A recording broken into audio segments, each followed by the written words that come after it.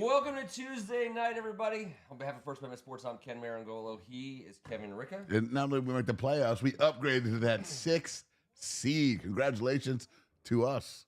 Congratulations to us. Welcome to the playoffs. Wait for the postseason, everybody. God, it feels good. Welcome, Robert Cohen, EO, Greg Martin, Ken Harris. Peace and love. I think we got some other folks holding in the right now. According to this, we have 17 billion people watching. So watch your ass. You got it. I watched it. I'll watch. Never mind. Let's talk a little bit about how the season ended before we get into how the season will progress. Because it ended against Dallas during Dallas week. We needed a win. We wanted to win. I guess technically speaking, we didn't need a win, but we wanted to win, and we assumed Green Bay was going to take care of Chicago. Cue Jaden Daniels starting for one of the most potent offenses in the league. I mean, fourth in points, fifth or sixth in yards, dominating people left and right against a Dallas Cowboys team that was done. They were shutting down players. Their third-string quarterback, who barely played in the league, was starting, and then it went pretty much exactly as you could expect. Yeah, I think everyone on the board is familiar with there was way too many sacks and muffs, obviously. It was just exactly what it was, and that's how we started. Yeah, Ken, your mic is a little low, Ken. I'm not getting your My mic's way low. There you go. I should have known because I think I'm getting picked up from T's mic, so at least people heard. You know what? Speaking of, and I had written a note here. T's mic is on. T will be back in the studio. In fact, we're going to get him on next week, hopefully via remote. But we're going to have him back in a couple weeks. Talk to him tonight. He's feeling better, and hopefully we'll see him on the board at some point in time. Manner of speaking, Brad Ripito. I don't know what. You know what? My mic being low was I don't know. It's usually the right thing, but. Your mic sounds nice now. You're good. Yeah. God, it sucked for a huge portion of that experience, given what I thought was going to happen. So, Kev, I mean, I want to talk about it. I know you have the stats to back it up, but when week 17 ended, before going into week 18, the lines came out right away, right, like the end of the Skins Falcons game. The end of that night, there was a line for the Cowboys game, and it was 3.5. Skins were giving 3.5 against the Dallas Cowboys, and I was like, "What? There's no way." And sure enough, by game time, it was 7. Most people were getting 7. So that's a pretty big move. It's like a field goal to a touchdown on the road. So people were definitely going through the roller coaster of what was going to happen in this game, except for one thing. We were the better team that was supposed to win and take care of our business because that's who we are now. It's exactly who we are now. And as a fan base, it's been amazing, but it's been very strange. And I thought about all you guys, and all of us were watching the game at the same time in different places this week. It was pretty fun the previous week. But what I was going through, it was so many different emotions. I'm sure everyone else is, but there was a time span from around 2:15-ish to about 3:15. There was an hour of football, professional football, between our favorite team and our biggest rival with a lot at stake. And I went through every freaking emotion possible that we did on the entire season. And it wasn't until the next day that I was looking back on that hour thinking holy hell, was that the toughest run, the toughest ride. And I just took a peek at it, guys. There was 50 plays that we watched. 50 plays that we watched as fans. And they ran 42 of them in that hour. We ran 8. Time of possession was 16 minutes and 45 seconds to 4 minutes and 2 seconds. It's not fun. During that hour of real time, guys. I'm talking about their drive and our kneel down right before half. Terrible TV. And then halftime. Then they come out with the ball and have it forever and then kick a field goal. And we get the 8 plays, get the touchdown. They get the ball again forever. So 42 plays to 8. I told you the time of possession, but they're pretty good, man. I'd like to see McCarthy get off to Chicago, to be fair. I don't give a damn because they ran it 20 times for 105 yards, threw it 19 for 100. Nice balance there. They got it to 9 different people. 7 different receivers and 4 different people ran the ball. They had 12 runs of plus 5 yards and 6 completions of plus 10. Our dumbasses had 1 touchdown, 8 plays, and we outscored them 7-6 in that hour. during that Doesn't hour. make any sense. That hour of real time, that was the worst to watch. So it kind of, to me, encapsulated this season. Like, we weren't supposed to be doing certain things. We thought we were supposed to be doing others. Losing to Dallas twice in the best year comeback ever. Third most victories in the franchise history regular season. That would have been a big old blemish on the record to me. And it was a very important Sunday and because swept of it. by Dallas. That's what I'm saying. Yeah, lose twice To to say, that hey, team. we made the playoffs and we got that 7 seed and we would have gotten the 6, I think, anyways, right? Yeah, we would have. But who cares? Swept by Dallas sucks. Got to listen to those turds all off season talking about being whatever and whatever. So, God. I mean, to me, it was just such a beautiful, beautiful thing. But that 1 hour, I hope all of you guys were. It was. I looked up. I'm like, how in the shit? Wait, what? And it's because of this. One last thing, and we'll get off of it. Trey Lance in the red zone, 1 for 8 for 0 yards with 2 sacks, -8 yards for both of them. The hilarious thing about that is Kevin, What? he's like, they have 2-point play packages in for him. And they even brought him in the red zone. We were watching it together, and you were like, why are they doing this? They just got into the red zone. Why are they putting Trey Lance in who hasn't played it down yet? He's like, kind of like, in their mind, they're like, we got a red zone guy named Trey Lance. And everyone's like, no, you don't. He's terrible in the red zone. 1 for 8. The one completion was a check down for 0 yards to the running back. So essentially, inside the 5, 0 for 5 with 1 sack. I mean, oh, thank God. Now, unfortunately for us, we're not going to have that luxury next week.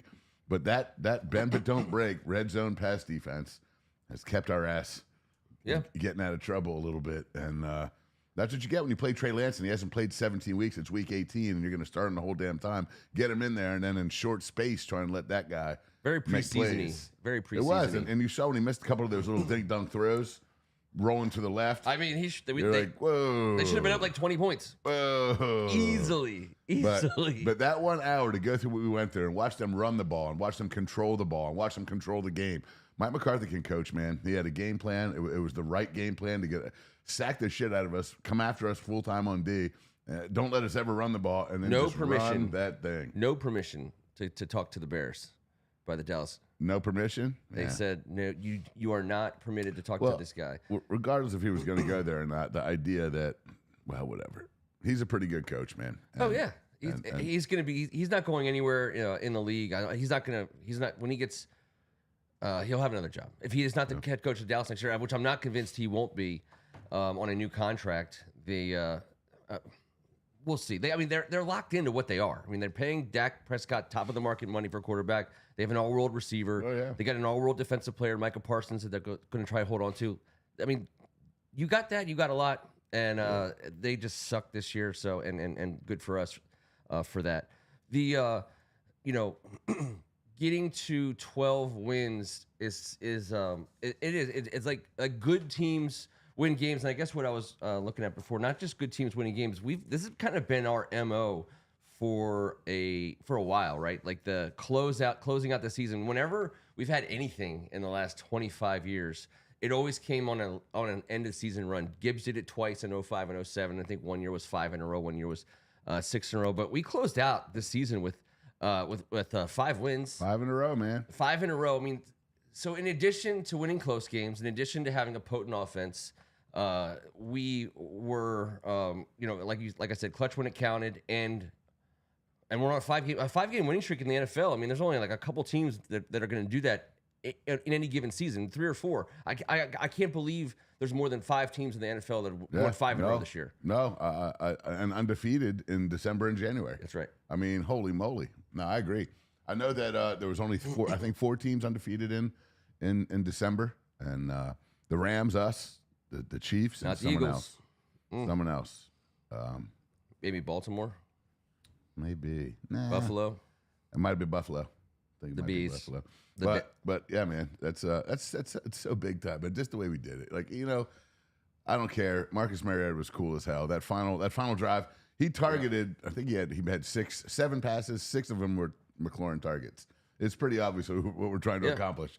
And Mariota was a badass. I loved it. He made it. And watching Jaden rooting for him, it's just all of it ties together. You don't even understand you're going to have these opportunities at halftime. None of us had any idea. We just watched them dominate the ball. Jaden takes a knee and is out for the game. So the third quarter starting up, and we're like, holy shit. I was okay with it, especially seeing how the Green Bay game was going. And I breathed the sigh of relief that comes when you know that you're going to start a playoff game with Jaden Daniels. The thing about Terry McLaurin getting targeted by Mariota in his career, he's played with so many quarterbacks and so many of them not, let's just say the top tier, of which we would say Jaden is top tier. When they come in the game, your Taylor Heineke's, your Marcus Mariota's, you name them, the guys who've come off the bench and started for us for a while. Obviously, in their mind, they're like, we got Terry McLaurin, I'm going to go to him every time, and they did. They pushed the ball. The beauty of Jaden Daniels, because they actually did get numbers this year. They produced as a duo. Hell yeah, the second most touchdown receptions of anyone in the NFL besides Jamar Chase. They produced, but it wasn't it. When Marcus Mariota comes in and throws 6 or 7, everyone's like, all right, yeah, we know what he's trying to do, and we get it. Terry's awesome. We're going to put the ball anywhere near him. But that's the beauty of that's what makes Jaden Daniels so next level. Is of course he wants to get the ball to Terry McLaurin, but he can hit any of the routes at the exact moment they need to be hit in the exact spot they need to be hit, or run, in which he was the leading rusher for our team this season. It speaks volumes to what we have on our hands. And I wanted to, before I forget, because I was having this argument with someone the other day. Actually, not an argument, just a conversation about the beauty of the rookie contract. We always talk about it, getting value on a rookie contract.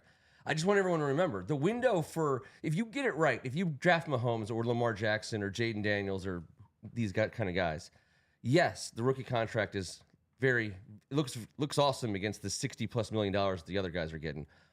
But keep in mind that next contract that they sign, it could be an 8-year deal, it could be a 10-year deal. The first 3 or 4 years of that deal are great for the team. So like the window for a franchise quarterback that you get correct at the top of the first round in the NFL isn't 4 years. It's more like 8 years and potentially 9 from a salary cap standpoint. And listen, it only happens if it happens. And I'm just saying, I think it's happening here. And I think people just need to remember, hey, this isn't just a 4-year window. You get the right guy who you're going to give a be here for life kind of a deal. It's like 9, 10 plus years of goodness. You're talking about 2034 right now. Yes, that's what I'm talking about. And I think that's like my foundational offseason thought, because again, it allows you to attack other spots on the roster, and we have some spots that need to be attacked. Most notably, you see what happens when Tyler Biadasz isn't on the field. You see what happens when Marshawn Lattimore isn't on the field. These are very good players, and we play differently when they're not when they don't play. Unfortunately for us. Yeah. I mean, we're getting these guys back? I don't know. I have no idea, because Vita Vea is sitting right there, right in the middle of that defense, is anchoring the shit out of it like a monster, like a mountain. Just he is as good a football player at his position as I think anyone is. I think he's a monster. You and I were dying to get him.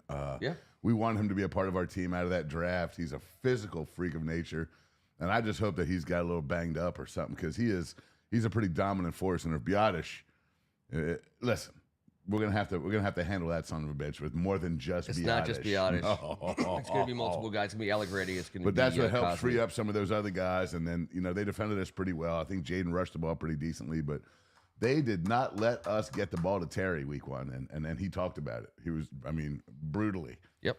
I wouldn't let 17 beat us. We knew that in week 1, 17 wasn't going to beat us. Well, we knew we weren't going to let 17 beat us. I was like, Jesus. That's a pretty good game plan. Todd Bowles, you bastard, with your too deep Tampa shit. Calling us a college offense. Wasn't it the Cincinnati corner and going into the week 3 game? We talked about a college offense. That seems like 10 years ago. It really does. But I do remember Todd Bowles was super, the superlatives coming out of his mouth about our young guy. Mm-hmm. And we didn't really know yet. It was a 37-20 loss, We thought he played well and he looked exciting.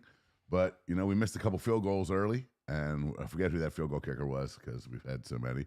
But that kind of screwed us. And back then, Baker had one more major target to throw the ball to.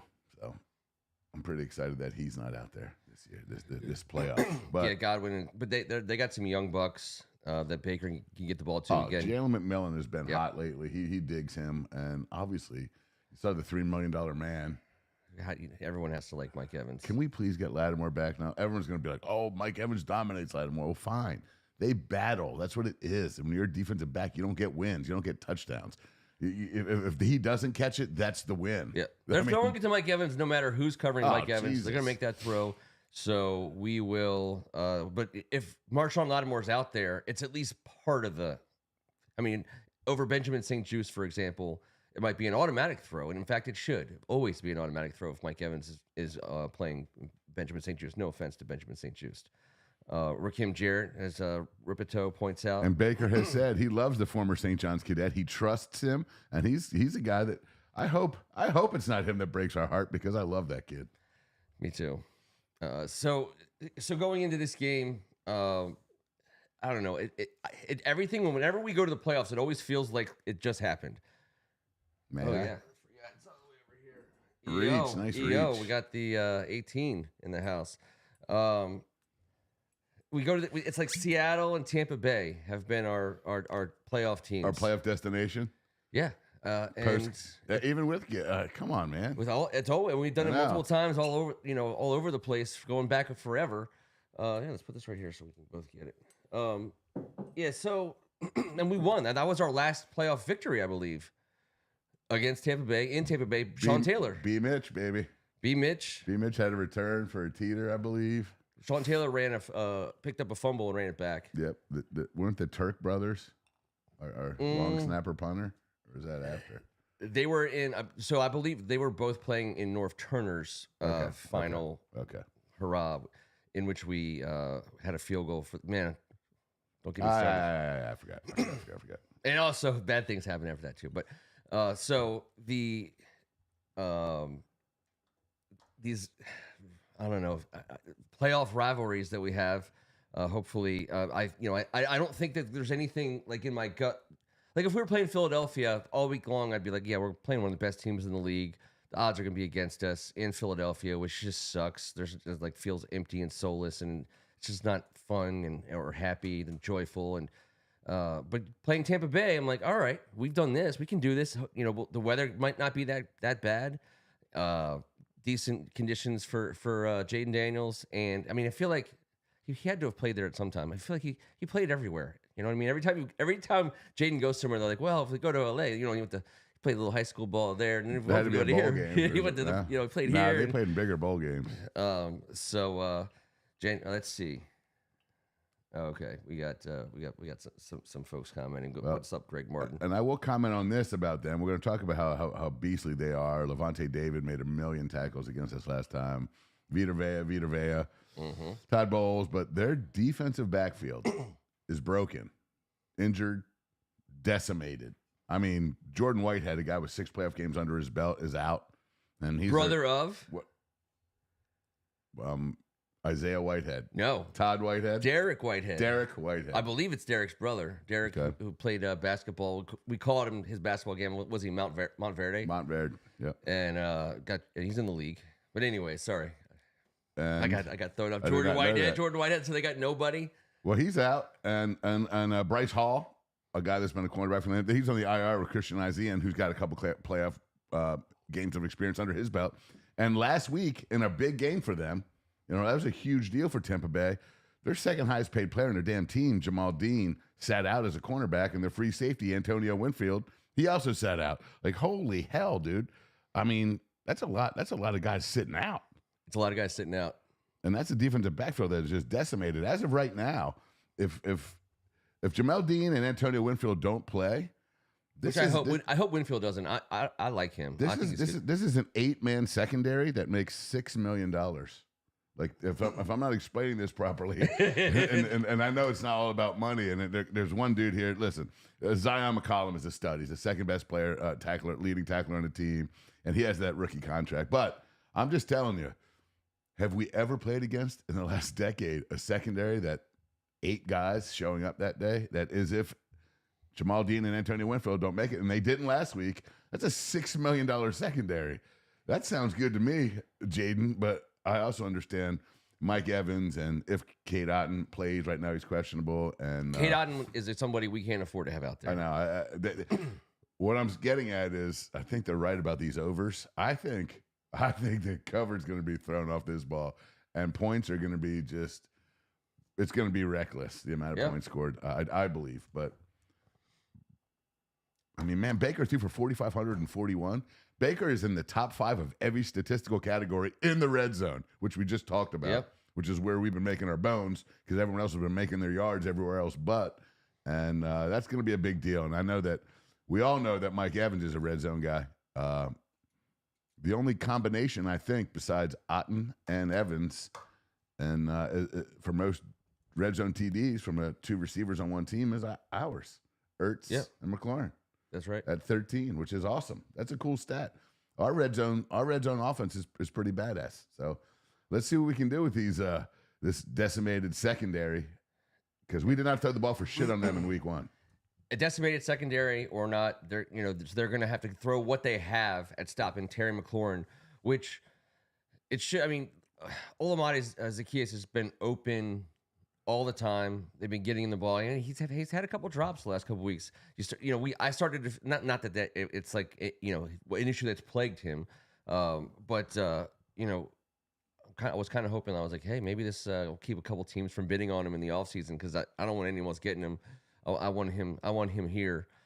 This is the kind of game that he could potentially have. I mean, his numbers could have been way better against Dallas. He dropped the ball in the end zone from De'Ami Brown. He dropped a couple passes from Jaden.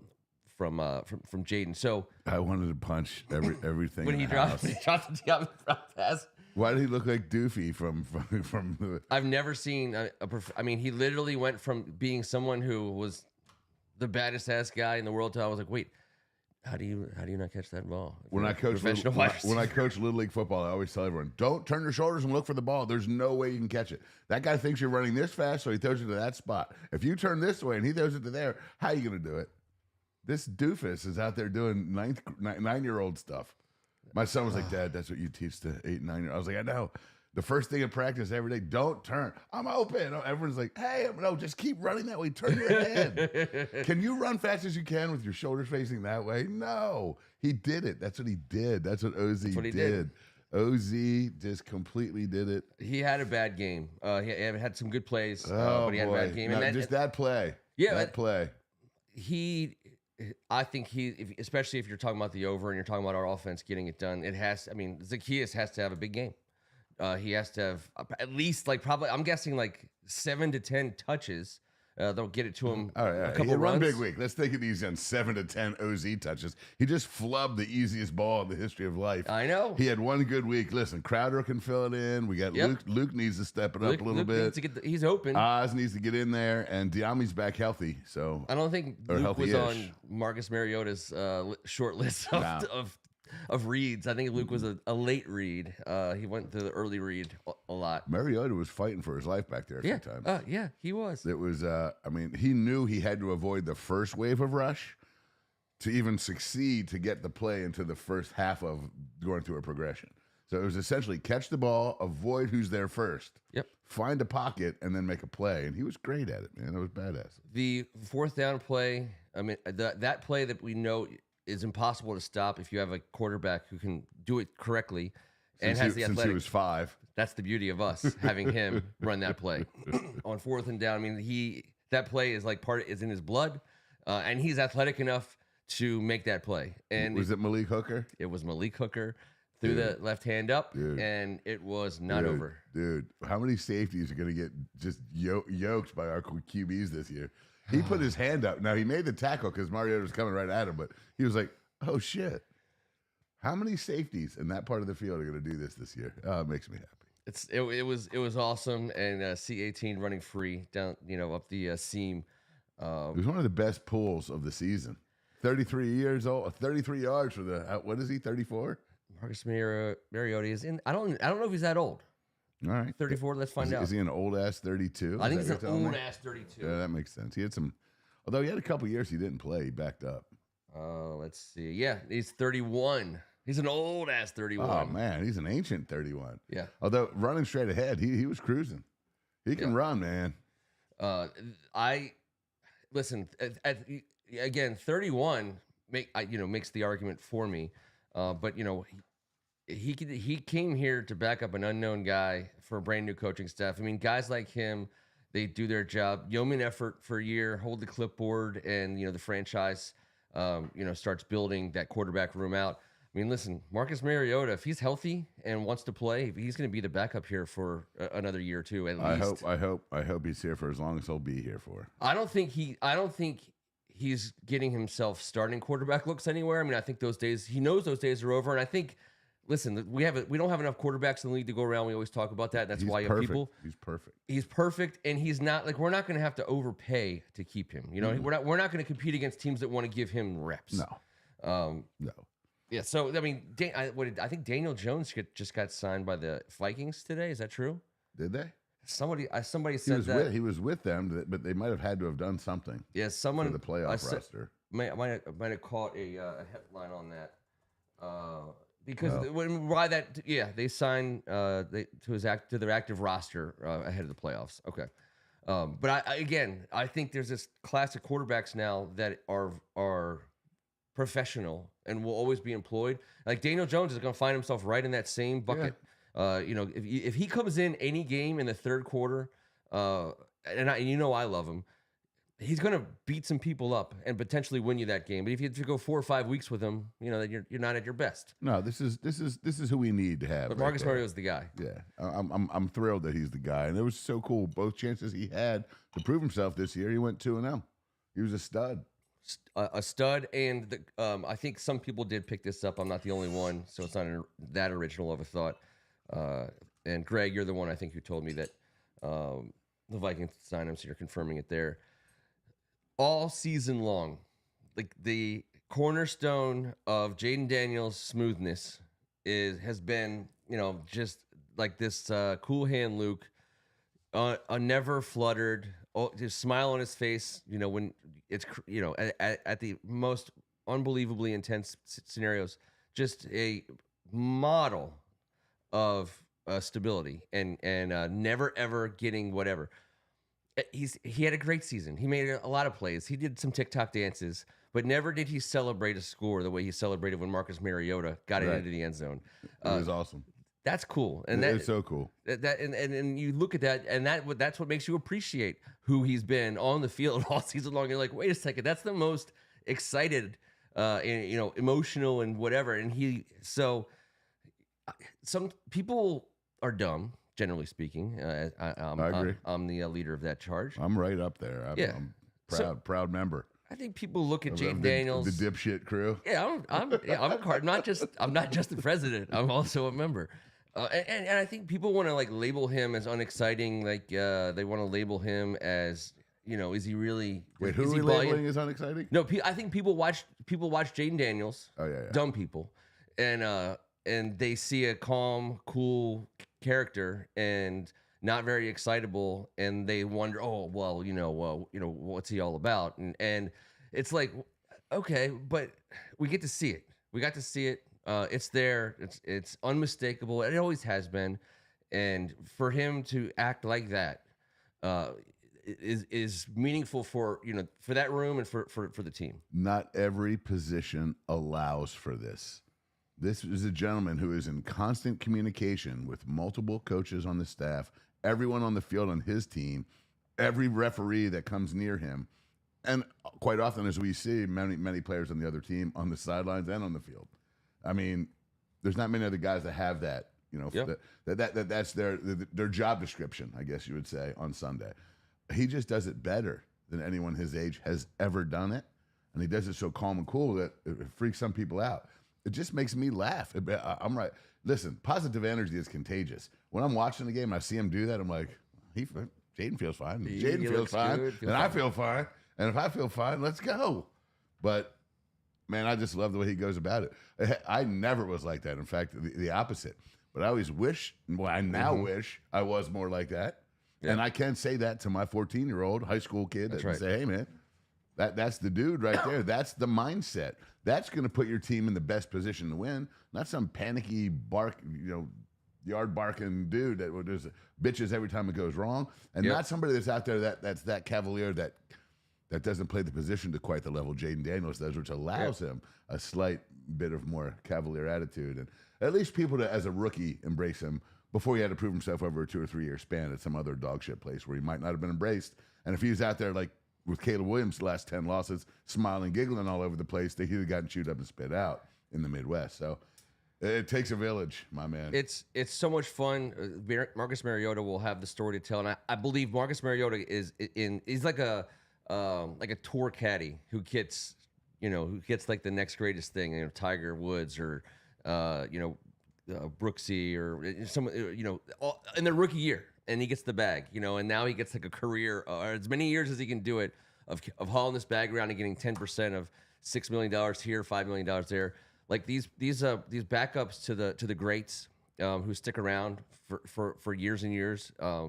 I always think about Doug Peterson, for Brett Favre. He was there for, I believe, like 8 or 9 years. Tom Brady had a few of them. They were a partnership. Yeah, exactly. Yeah. And Marcus Mariota, not every backup guy gets that chance. Like Daniel Jones, he's not. I mean, unless JJ McCarthy he's better than we think. Like it's not the same thing. Marcus Mariota gets a cool story to tell if Jaden Daniels does what we think he's about to do for his career. To say I was there, and I got. He's already had a heavy hand in it. And he has already had a heavy hand in it. And the cool thing about you said it doesn't happen like this for many positions. It's the difference between. We always talk about developing quarterbacks. Like the best teams develop quarterbacks. You always want to bring them in, and but when you have like an alpha quarterback, which only a handful of teams really can say they have, maybe 7 or 8, and we're about to think of ourselves as one of them, then you're not trying to develop quarterbacks. Developing quarterbacks is not your primary goal anymore. Like your primary goal is finding the Marcus Mariotas to get in that room. Like that's how you do it. Like even righter than picking the right guy. And try and bring it up on the back end and then develop a guy. Mm-hmm. You can a last 7th round pick. You bring in as a 3rd. A Brock Purdy, if you will. Sure. An investment later in the round, and just a great pick. But we do have to embrace the fact that we haven't talked about our defense yet. All right, so I know we were not going to gloss over that. Right? Well, you know what? The one thing we're not going to gloss over that. We're not going to gloss over that. But we can be very quick. But. The one thing about we spent weeks during the season deciding, kind of in the beginning of the show, in the middle of the show, like, all right, listen. We're just not going to say the same things over and over about Jaden Daniels. Like we're not going to, like we can talk about other people, and we did. But at the close of the season, I think a Jaden Daniels centric scenario makes the perfect sense because again, he's looking like he's about to be that guy, and to build on that means we're taking that guy to the playoffs, and that guy.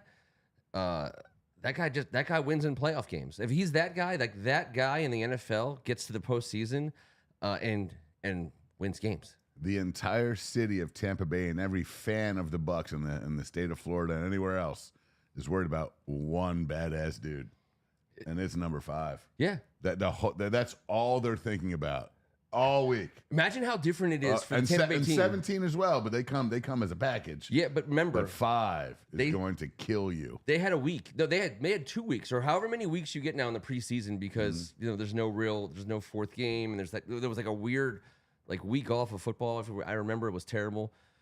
And so professional teams in the NFL, they game plan for that first team like 2 weeks. I mean, they're starting in the middle of the preseason.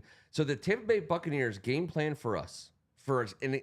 More than they game plan for any other team all year long, except for their bye week, and it was against a team that is markedly different to prepare for than the one that they did the last time. Like, there's nothing that they did. I mean, you know what?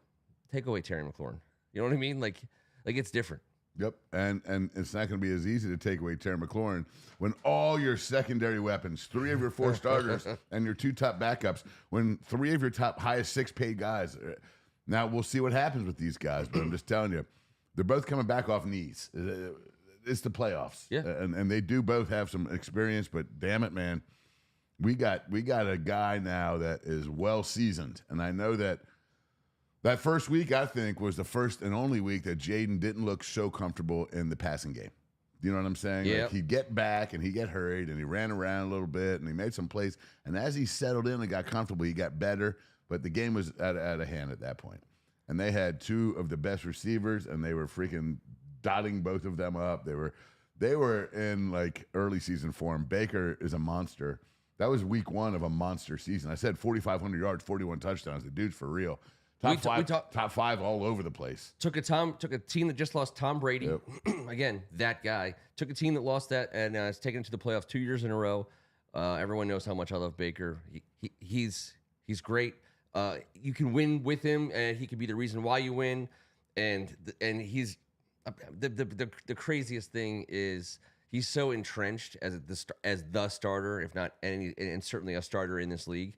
They're not paying him anything, right? I mean, what's his it's crazy. 3 years, $100 million. I think he's getting 30 million, yeah, 33 million a year. That's like half price for a good starter. You know, what's that getting? Like 70, 65, 70? Yeah. Well, our defense. Let's just talk about it, just because we're not gonna skip over the. Everyone weigh in here. Is Lattimore playing?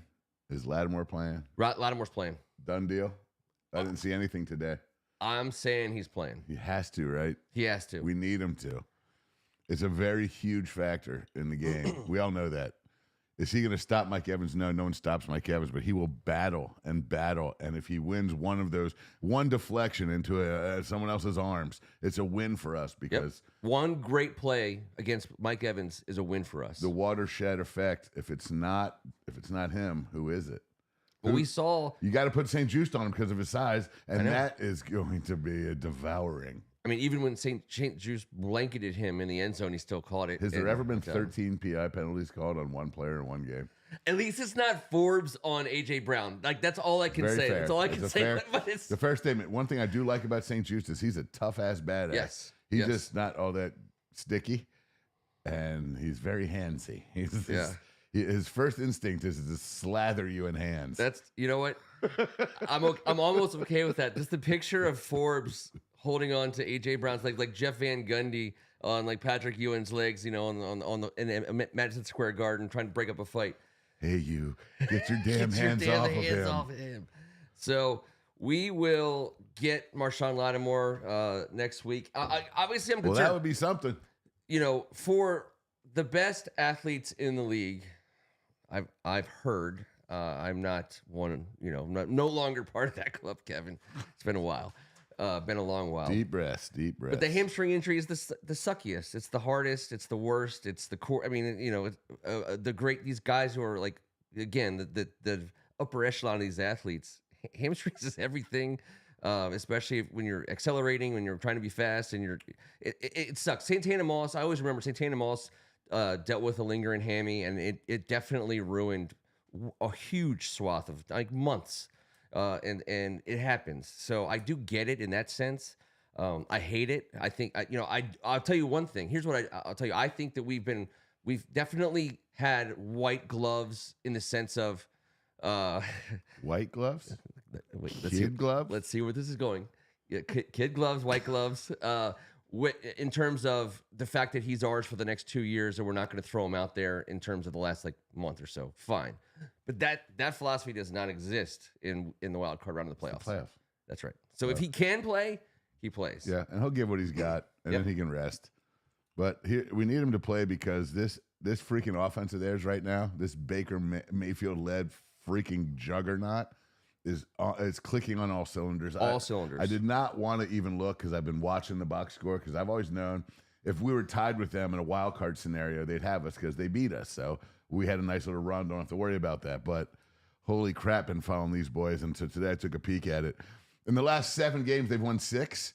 In those 7 games, they're averaging 454 yards of offense. Yep. Averaging 454 yards of offense, giving up 274. That's on average. They're acquiring 180 more yards per game than their opponent in the last 7 effing weeks. Yeah. And I wanted to say it was all Baker. He's only 271 of it. Dude, these dudes are rushing for 183 yards a game. Tristan Wirfs and them are for real. There's some badass beef up front. We got the first look at Bucky Irvin. I know when I was at more than a few fantasy drafts, and Bucky's name came up late, and it was way late, and I remembered it specifically because you remember a name like Bucky Irvin when a drunk guy screams it out at 11 o'clock of a fantasy football draft, and half the league is like, who's this guy? Meanwhile, he ran for 1,120 yards, had 200-plus carries, 8 touchdowns.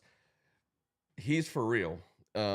I love him. I mean, as he stays healthy, he has a great career in the league. He's going to get a second contract. You know, he's talented. He's physical. I hate the fact that we have to play him when our running defense is just giving it up like government cheese on a down by down basis. Passing it out like government cheese. Government cheese. Giving it up? Well, I think there's a different. Giving it I think up. that's the like kid gloves. Or is that the giving ketchup popsicles? That's the white gloves. 2 in the hand, 1 in the muff. And just one land right over your forearm. Mm-hmm. Yeah. Zacchaeus, Dr. Zacchaeus. All right. I got it. By the way, I have a score prediction from T. Are you ready for that? Or I am. All right. T Are said. we done? No, we're not done. I've been holding this beef in for 20 to 30 minutes. My beef's strong. It's strong. What's that T Strachan score? That inside thought just popped out outside. T Strachan What says what T we are going to win 27-20. Okay. Now, this is a good opportunity while we all think about this question. By the way, also, you know, we're ahead of schedule. We're well ahead of schedule. I want Greg to line up. He's got a little something for us tonight. Nice. They're going to be fun. And I agree with Greg. They did play a soft schedule, but in 7 games, you're going to put 454 on somebody. That means you're clicking. Hey, we didn't put 454 I know. on That's what soft I'm teams. saying. Average 454. Dudes are over 500 multiple times, only under 400 once. Shit, Yeah. and that was last week in a freaking clincher game. So I hear what you're saying, and I agree with you, but I'm just saying these dudes, they know how to play well together, man. This offense is it's well coached, it's well schooled, and sheesh, we're gonna have to defend some receivers. Actually, let's just get to the freaking quarterback. Let's just get to the quarterback. Dante's going to have a game. Armstrong's been playing great lately. I agree. He'll get in there. And again, by the way, here I am once again. I did it, a couple weeks ago, and I do believe in getting Allen, Payne, and Newton on the field for these bare front looks.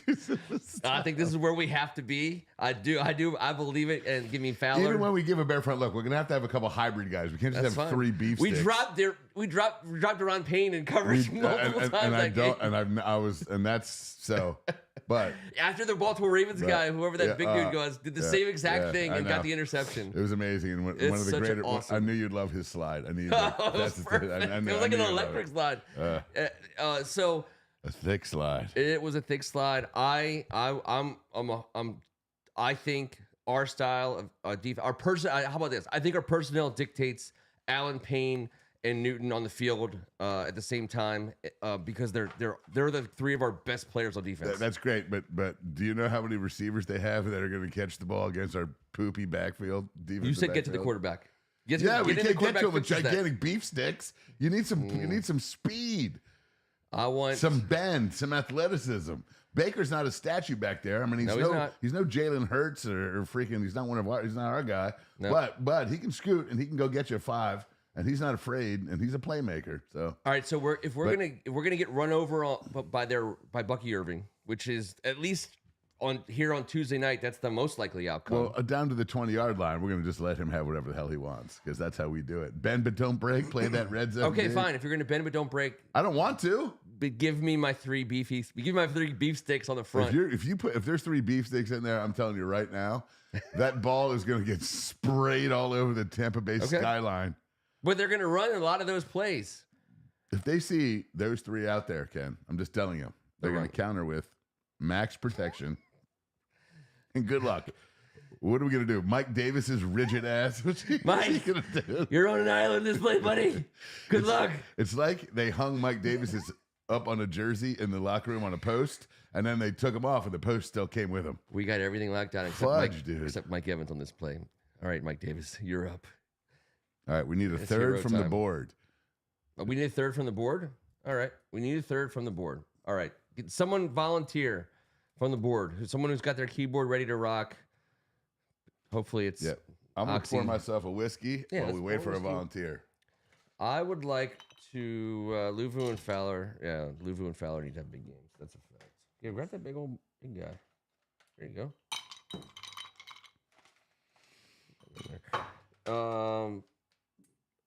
I think the memory, I was watching the Sean Taylor play today, the memory of Sean Taylor doing what he did in that game. there's other camera angles of how is that the run and scoop. I think what this season has been leading up to. Brad Ripperton, I see what you're doing here. What did he do? Is he Nothing. texting you? Nothing. No. Oh, okay, I see. I think the what we've been Scorekeeper at heart. what we've been leading up to is a big time play by the defense. That's what I think is coming. I think maybe it's Chin. I actually think it's going to be Sane Ristel or Sane Ristel, however you want to say his name. I think it's him. I think he gets the ball in his hands and he scores. Number 0. I think he has a huge week. Like, that's my guy this week on defense. Of all, I need everyone else to be good and do what they do, but he has to have, because I don't know who else is playing. He's gonna have to have a baller game. Baker plays this position like he's shot out of a cannon with his hair on fire. Now he's calmed and cooled off a little bit, but he is who he is, and you know damn well he's gonna make a decision or two that are, a force or two as a playmaker that's gonna go one way or the other. He's either gonna bust our balls or turn the game around for us. He has that capacity. Yep. I look forward to us possibly taking advantage of a timely turnover, because we haven't really done a ton of that this year. And the playoffs certainly we've gotten turnovers, yeah, but we haven't had like the big play off it as often. But you know what? Hey, listen, I'm not complaining. The change in minus to plus. We grew up with the most veteran of head coaches in Joe Gibbs. Any team, I always think about like my childhood, like the Parcells, the Marv Levy's, even like Tom Landry's, and obviously Joe Jackson and the Bill Walsh's, Dick Vermeil. The first thing they always say is like the number one thing. Like, you cannot win it all if you are on the losing side of the turnover battle. If you're a minus, forget about it. Like, what are we even talking about? And we've been minus. So being on the plus side, that's a huge deal. You say bend but don't break, but I think you could say, we've whatever like not fully bending is. I don't know, like Michael Davis. My golf stroke. It's not full rotation. It's like kind of almost there. Michael Davis, by the way, God, we had such high hopes for him, didn't we? We did. What a rigid bastard. Again. Looks like we're off to the races here with Greg Martin. All right, so Brad Ripperton, I guess he's going to be the guy. Brad, jump in there. Let's go. That's Brad. Okay, so we're just picking one. It's just Chargers. Pick a third. Who wins draft? Pick who wins each of the 12 contests and why. All right, so we were picking the contest. This is Chargers all day. I'm also a Chargers man. I'm not rooting against the Texans. I think Chargers it's 3-3 and beyond. Harbaugh is a banger coach. I mean, he just is. He wins everywhere, and that again. And by the way, how has he done it? Like these veterans, try your hardest to stop the run, play good defense. Obviously, he's gonna let Justin Herbert. Justin Herbert was a top 10 passer in the league, so it's not like they didn't ever pass. But he got his. Then you just whip out your McConkey on offense with your Herbert, and you're fine. I love Herbert. Everyone always thinks we should have gotten him. Whatever. We should have. Fudge. Batman or Superman in a spelling bee? Obviously, it's Batman. Superman's not even from this planet, dude. Yeah. Superman is from another planet. How would he know how to spell all the words from here? Whereas Bruce Wayne, granted, he lost his parents at an early age. Probably didn't have to focus as much on his academics, given his fortune. It's Batman. Superman hit his head a bunch. I don't think his superpowers extend to spelling. All right, let's see. Ken Harris. On a side note, did you see where the Texans are playing in the 4:30 slot for the 8th time? I love these stats. Well, I was happy. I looked it up today. Thought about Ken. First of all, I thought about you, brother, after I had the most delicious limoncello. After dinner 2 or 3 nights ago, my wife and I, it was spectacular. Yeah. It was honestly spectacular. The creamy limoncello, it was freaking delicious. I have T's. I know T's watching. Oh, my God, it was delicious. Your bottle's in the freezer. The Meringolo family Christmas this Saturday will be featuring the limoncello. But I noticed we had Tarico, and we have the Sunday night crew, which I'm fine with.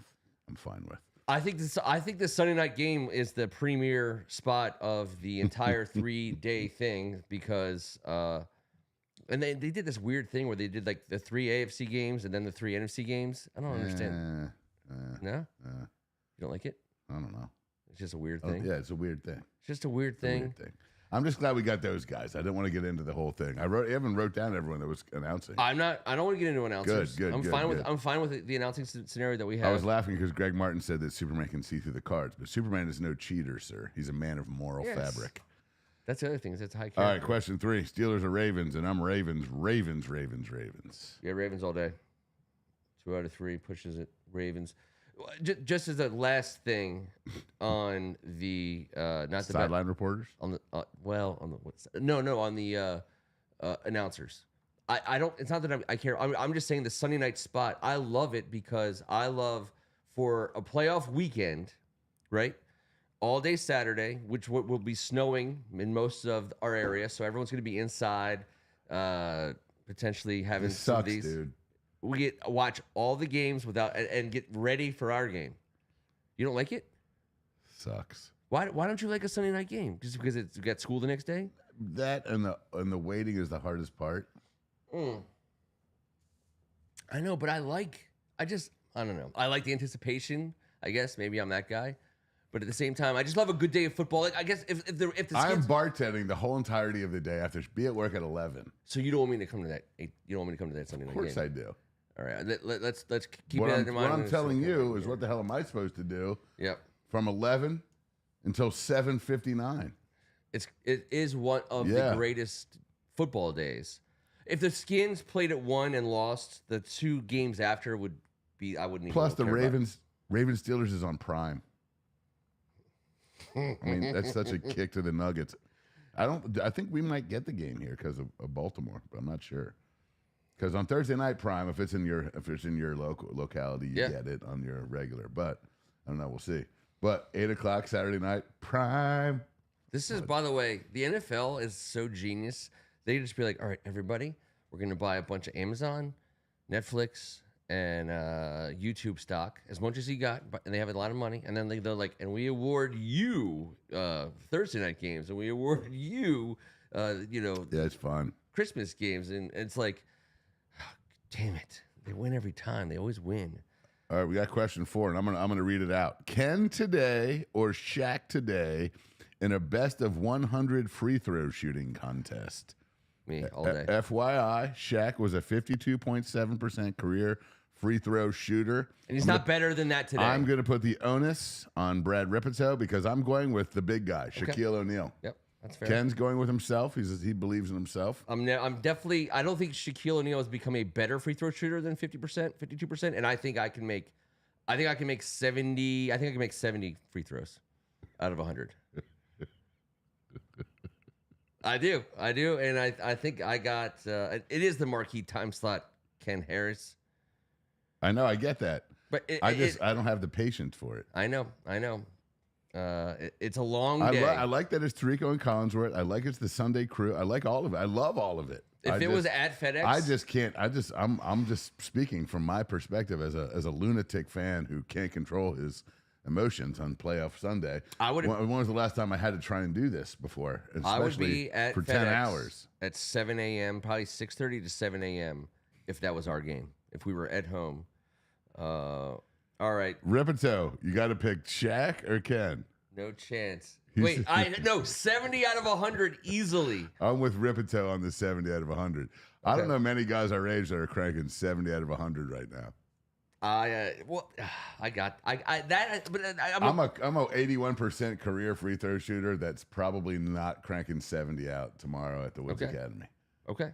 Hey, that's okay. It's going to be close. I'm just saying. It's my Beirut game that's kept me in form. So what are we going? All right, Brad, we got Shaq. God damn it. And now we have to. Now I have a gym. My wife has an office in the gym at her school. Soft rimmed, easily accessible, and I'll video myself. Okay. This is perfect. I'm actually going to go ahead and do it with you to see if I can get to that 70 number. We'll raise some money for a charity. Let's do it. I will do it. I will. I'm gonna. So does that mean I make the money if I make 70? I will side bet the shit out of you. Derek Elphick is in charge. I'm a Derek charity. Elphick's in charge of setting any lines, hooks. I don't care. I'm the biggest charity We're of gonna them have all. all kinds of props. How many in a row? Missed. How many in a row? Made would be the maximum throughout the course of the 100. How exhausted are you gonna get? Like, it's gonna be exhausting, Ken. In the spring or summer, Greg says we have to do a live broadcast of the 100 free throws. I think it's 53. I think it's a February thing, and Okay. it's done from live from the gym, and then we just set up shop and There's do two the show there's there. two levels. I made the stupid thing of saying 70. Really, all I needed to say was I would make 53. Yeah. 53 is one of the numbers according to because Shaq was a 52.7 career. Yep. And Rapito is obviously in. No buzzering, mister. I know how you like to work that buzzer in the right exact spot. Broncos or Bills? Bills all day for me. I think it's a smoke show, actually. But I'm going to tell you right now who's going to win this game. It's going to be the Denver Broncos. You heard it here first. Something about this team, and it's not about Bo Nix, who I love. Denver's defense is totally legit. They're incredibly physical. They will beat you up.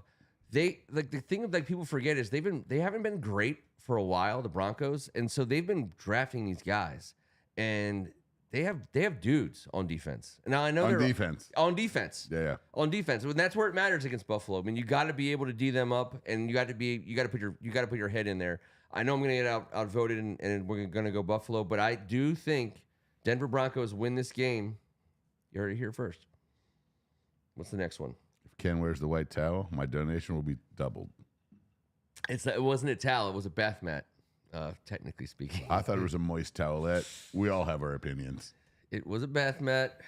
Ripito says glorious Bills and OT. Listen, I'm not going to say anybody can pick anybody. I just think Josh Allen. Yeah, of course. You got to go with it.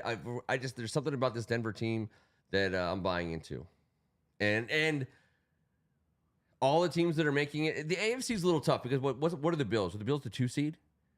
Yes. So they're 7 getting, seed. Yeah, they're last getting seed, the last Denver. seed in, and I think Denver's playing its best. I also the interesting here's the other thing about this. I think Denver's playing on kind of like on house money, like kind of like we are. Like everyone, like the Buffalo Bills have to go to the Super Bowl. You know what I mean? Like all the pressure is on them. If this game is tight in the third quarter, You're screaming at the wrong guy. I'm not following you. I think Josh Allen is going to just decimate that defense, and that offense isn't going to score any points. he should. But it's the playoffs, so I'm not going to be surprised about anything. Nothing's going to shock me. I'm not going to be like, oh my god. Homer Simpson or By the way, it was a Griffin. loincloth. It was not a towel. It was not a bath mat. It was a loincloth, Ken. Right? We were in Ohio, so sure. Homer Simpson or Peter Griffin in a beer drinking contest. Homer Simpson, all day, every day for me. I know, and by the way, Peter can put him back, and man, he's put him back in legendary fashion. Well, we got 2 quick homers, and I will side with you guys. I think Homer's in it he plays the long game, whereas Peter's going to get after it real quick and then just sputter off. He won't quit though. No, he won't, but he will get quit in before Homer does, I think. That's all. They both are built for that contest. It would be, they need to, by the way, both of their shows are still going on right now. The writers need to figure that one out. Like a Joey Chestnut style, like July 4th, Homer versus Peter. Clash of the Titans. Are they going to put, well, yeah. Carl Winslow or Uncle Phil in a pie eating contest. Wait, is that real? That's real. Carl Winslow or Uncle Phil? In a pie, because we're doing food? It's definitely Homer, Greg, obviously. Carl Winslow. It's not a Uncle donut eater. Phil. I'm going Uncle Phil. I feel like Uncle Phil's had a bunch more pies. Like I feel like Carl's just getting the donuts and the pastries, but full pies. I just think Carl Winslow, he's like a Boom, family guy. Baba, boom, baba. I haven't heard about a pie eating contest in 40 Me neither, years. but he's like from, any town America, and he's got he's all about his community because he hangs out with Urkel and his neighbors. And so I feel like he would, get those hands behind his back and destroy some pies. And he's a police officer, I think he's got this. I'm gonna go with Carl Winslow. Brad, you get to choose and break this tie. It is Carl all day. I Brad don't know, Rivito. guys. I don't know. I don't know. Listen, both of them are I'm built. not confident in that one that you guys picked for our team. I don't think Uncle Phil has. I the want it to be known tenacity. right there that Uncle Phil. Did you see him go and win a game of pool in the heart of LA and teach everyone a lesson? When Carl, because I'm with Robert Cohen. if it was Twinkies, all right. So Packers or Eagles? I'm going Packers. Why not? I mean, I hate the Eagles, and Green Bay knocked off someone in an upset last year. Jordan Love and the Green Bay Packers are playing great. They lose. Here's the interesting thing about this: they lose Christian Watson to a torn ACL late in the season. Who's he was a first-round draft pick wide receiver. He's all-world athletics. Hasn't really panned out, but they've had to throw the ball at him because you have to make defenses believe you're going to throw the ball at him. I think them losing Christian Watson ahead of this game is good for them. I think they're gonna. They have the next. They have another guy because now they're gonna have to guard Dobbs. They're gonna guard Dontavian Wicks and Jaden Reed. I think Dontavian Wicks and Tucker Kraft. I think they're gonna have big weeks. And the next guy on the roster, who we don't even know who he is, I bet you he gets like 4 or 5 balls for meaningful yards. Because CJ Gardner Johnson, who's one of the best safeties in the league, he doesn't give a crap about whoever that guy is. I think the Packers and Brad Repetto and Ken Meringolo, who do not agree with me, are going to get their asses whipped in Philadelphia this weekend. Jalen Hurts might not even play. It doesn't matter. It doesn't matter. You think? Wait, who's playing quarterback for them then? Kenny Wilson Pickett and his tiny little hands. No, he's still hurt. He's hurt. Apparently, he can throw left-handed. Okay, I'm just saying. I mean, you're talking about like Saquon. They're gonna have to direct snap. And by the way, if they direct snap to Saquon 50 times, they win hands. Like that would be like a game-winning scenario. But they won't do it. They're not smart enough to do that. Nick Sirianni is just a weirdo, and I don't like him. And I think that he loses this game for them. And by the way, I think what we're getting from Philly, here's what, like, you know how you have to put your finger in the air and kind of feel which way the wind's blowing? Don't finger the air, by the way. Just don't do it. The Philadelphia Eagles are cruising for an exit. They have like the legendary running game and Saquon with 2,000 yards and blah, blah, blah, blah, blah. Like, greatness is not destined for the Eagles. That's not their story. Not under this regime, not in this setup. It's not happening. No one's destined for greatness underneath this setup. But I believe Packers are going to go into Philadelphia and limp the hell out with a double-digit loss. Okay. And by the way, I think that's if Jalen plays, no argument. I just don't know. I don't know who's coming. He's still in protocol as of tonight. He's still in concussion protocol, just for the record. Okay. I'm worried about him. I hope he does. I hope he's okay. All right. Screech or Paul Pfeiffer from the Wonder Years in a street fight? Paul Pfeiffer. All day.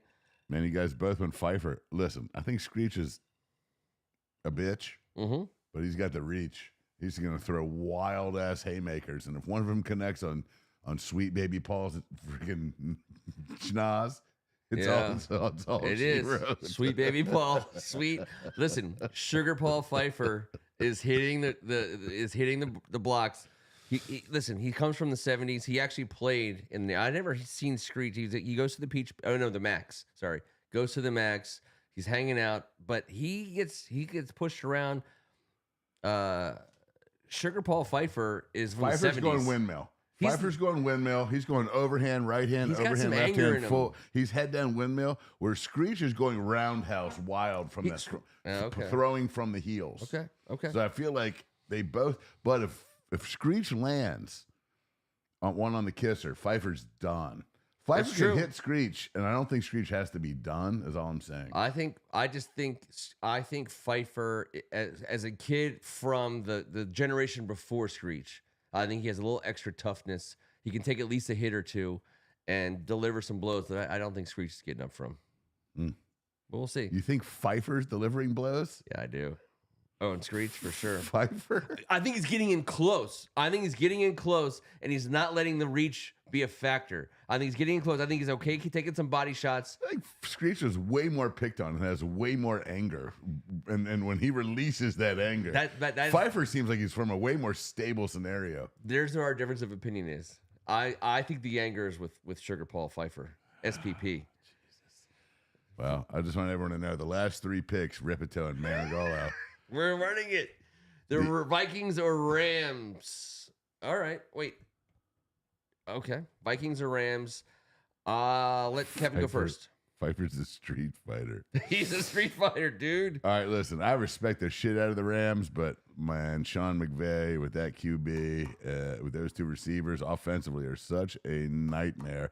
Although Skull, but guess what? On the road. On the road is not as much Skull. So I'm going with the Rams, man. I didn't want to play them. I didn't want to play them at all. And Ripito went Rams, so Ken?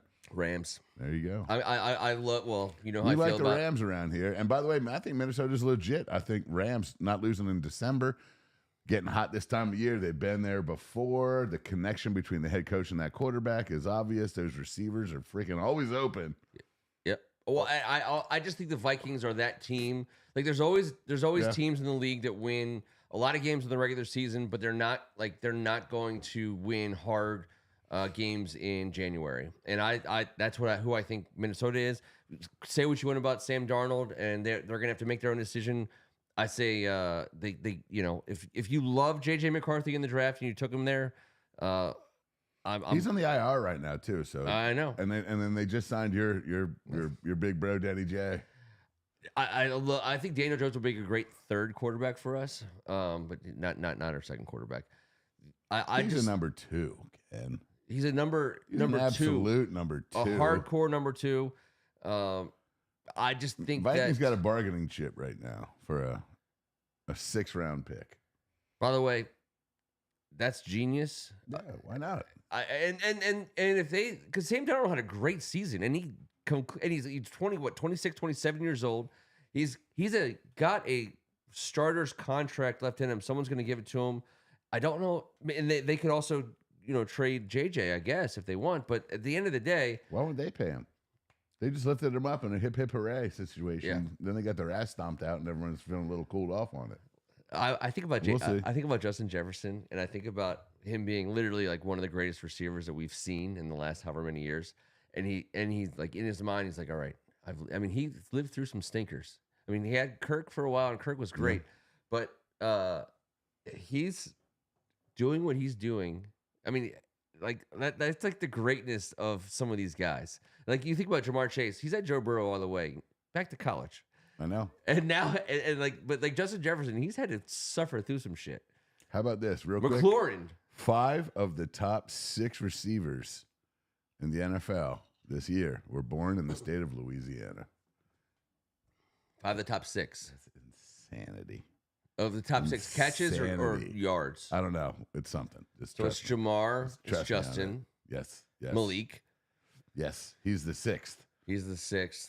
Jamar, I'm going to tell you, CD was born in Louisiana, and the CD. and the 5th, I'm going to need to be reminded of when you say it. Okay. But hold on. So Tony Soprano or Walter White in a door-to-door Girl Scout cookie selling fundraising contest. Oh, man. Soprano versus White. 2 great characters, and I know who Greg Martin's voting for here. We already have a vote on the board. That's a tiebreaker vote. That's a tiebreaker vote for Tony Soprano. Man, oh, man. All right, so first things first. I liked Breaking Bad better than Sopranos. That's an important note. I think Walter White's a better character than Tony Soprano. That's a second note. I think Walter White is by far the best salesman of the 2. The whole show is built on his salesmanship. I mean, he basically created a product. Cookies? Yeah. Exactly. It's Tony Soprano. Oh, no! Absolutely Tony Soprano. You know what? Walter White would create the Girl Scout cookie of our lifetime. We would never. It would be blue, and it would be outrageous. And he what's his face? Walter White wouldn't make it to day 1. He would be erased. He'd be snubbed. And all the cookies would be for all the Sopranos to sell to all the other people. I believe in day 1, actually, technically speaking, in day 1 of his career of selling meth, he was in the desert in a tipped over Winnebago wearing nothing but his underwear, filming a message to his wife. So I understand. He got to some dark spots. Hey, I lose. Tony Soprano wins. All right, last pick of the night coming up. Greg's been keeping score. No, you've been keeping score too. I know, but I don't know what I'm keeping score about. It's. I know. I want to see how this. Yeah, it's more about now. It's like it's all about it's just conversational topicals. All right. Wait, you see it? Okay, I haven't seen it yet. No, I haven't seen anything. Hasn't come across my ticker yet. By the way, Brad, I'm excited because we have we will be on this very channel, First Amendment Sports, live on Friday night, and we will be doing what we think is one of the coolest matchups in high school sports in the country, and it has been 4 years. 4 years. St. John's versus Bishop McNamara, girls high school basketball. I get it. It's not going to win over wild card football, but it's a great matchup. Two great programs, two awesome schools. We get after it. We'll be at St. John's. It's 4:00 tip off on Friday. So if you guys are hanging out before you get your Friday night plans, hang out with us on First Amendment Sports. It's a fun matchup, and it's worth. And of course, Brad will be there. Hang out with us, and then we'll be back on the air again for St. John's Gonzaga basketball. By the way, the game's at 4. We don't have to worry about any of that, any BS. 4:00. Yeah, 4:00. We're not. Football will be on after. We're not competing with anybody. It's beautiful. Games at 4. Yeah, the storm's gonna be starting to come in. It'll be Friday night into Saturday. Get your rounds in. Let's see. All right, here we go. Number 12, the Washington Buccaneers. Washington or Buccaneers, and what's the score? Okay, gotcha. What do you got? We already got 27-20 from 27-20 from T. 27-20. I am going 37-33 good guys. 70. Yes, a 70 ball. I'm just saying. I think they're going to be scoring. 70 burger. 70 burger. Okay. 37-33. I do think 30 points. I do think we score 30 points. We scored 28.5 points a game this season. This defense won't be the best defense that we faced in the last 7 weeks. That defense belongs to, you name it. The Eagles have been one of the best defenses in the league all season. We played against the Titans when they were, pretty crappy.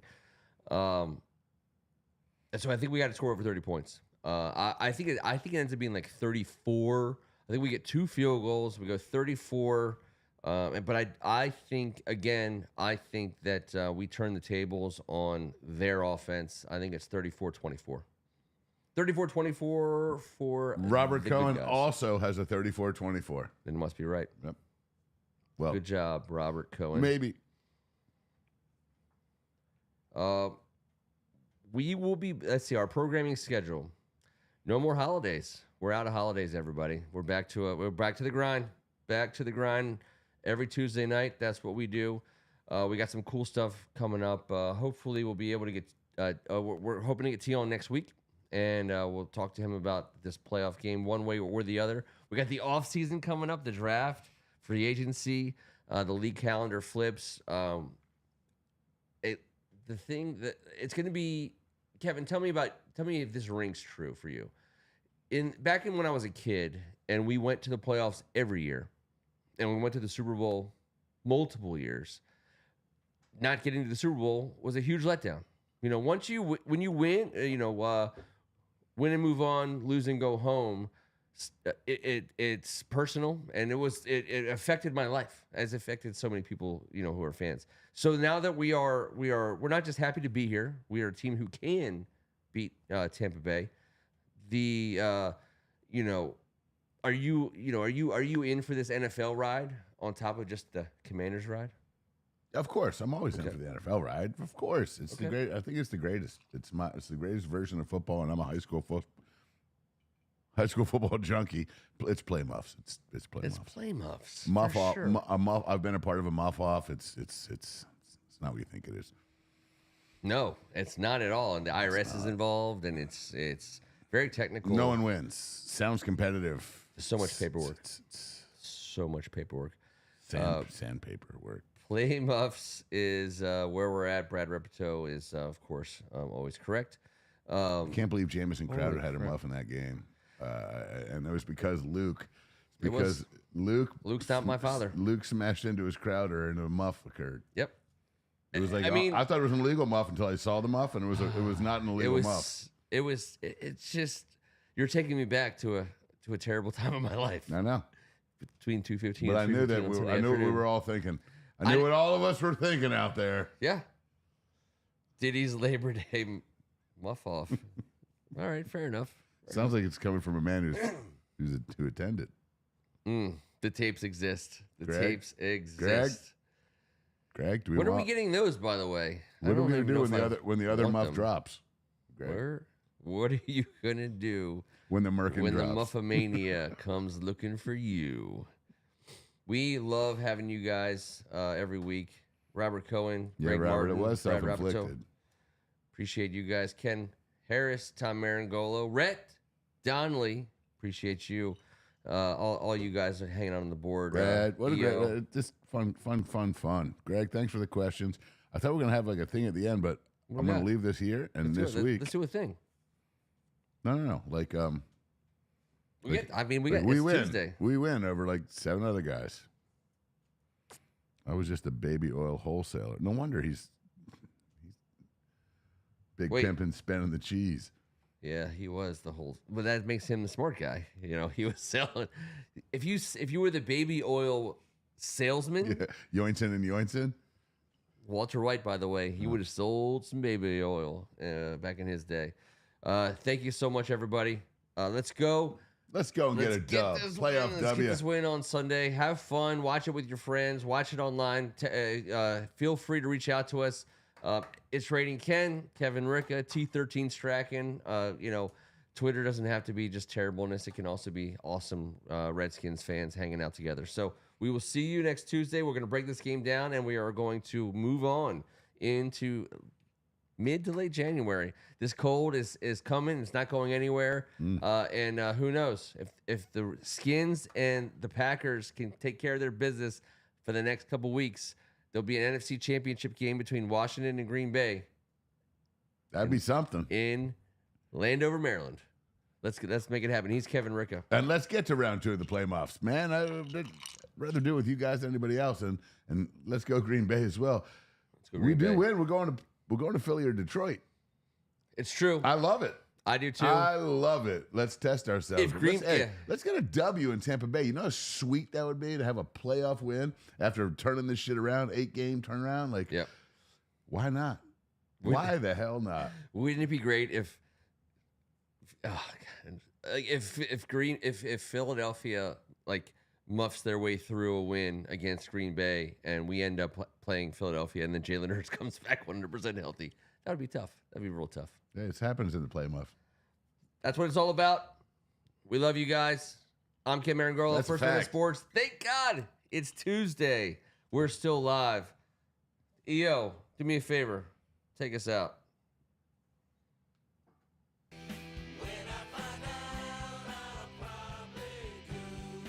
Do it all over again.